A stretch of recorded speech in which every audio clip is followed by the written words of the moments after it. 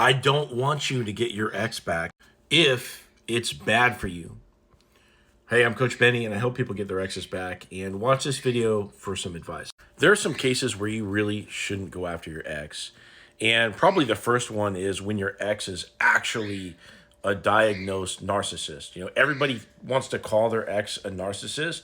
And, when they do that, I'll always ask questions to try to figure out if that's, really what the case is.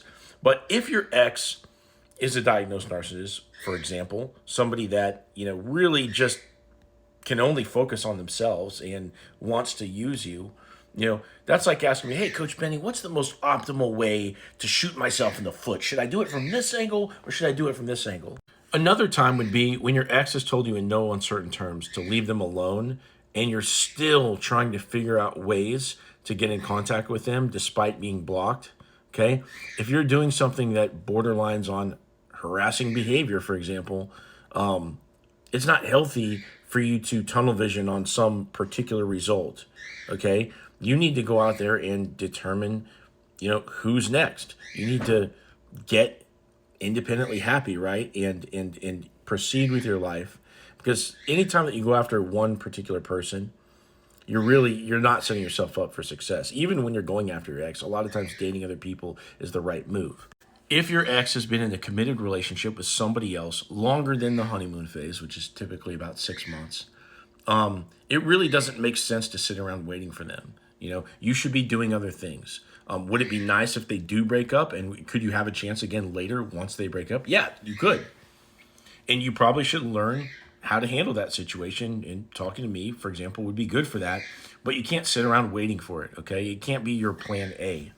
Another time when getting your ex back really isn't advisable is when the only reason you're going after them is because they pulled the rug out from underneath you. You didn't like the idea of them dumping you first, ego-wise, or you're just knee-jerk reacting to the candy getting taken away from the baby. Okay? So if you're just crying because somebody took away your sucker, that's no basis upon which to choose your life partner over. Now, the last circumstance under which I don't think you should get your ex back is when you're too scared or too lazy to go into the dating world, to go put yourself through that whole grind all over again to find the next perfect person that's going to be a match for you. In a case like this, maybe you'd rather, go find low-hanging fruit, your ex, okay, and just do that because it hangs lower. Dating is difficult. It usually will take about a year of intentional dating to find somebody that is a really good fit for your life. And during that time, you're going to get stood up, rejected, ghosted, flaked on, etc.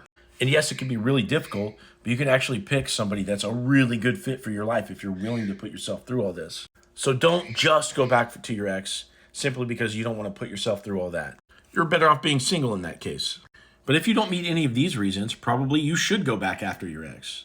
So if you want to do that, click into my profile, click this link right here, set up a call with me, and I'm going to hear your story, and I'll give you a step-by-step plan to get your ex back.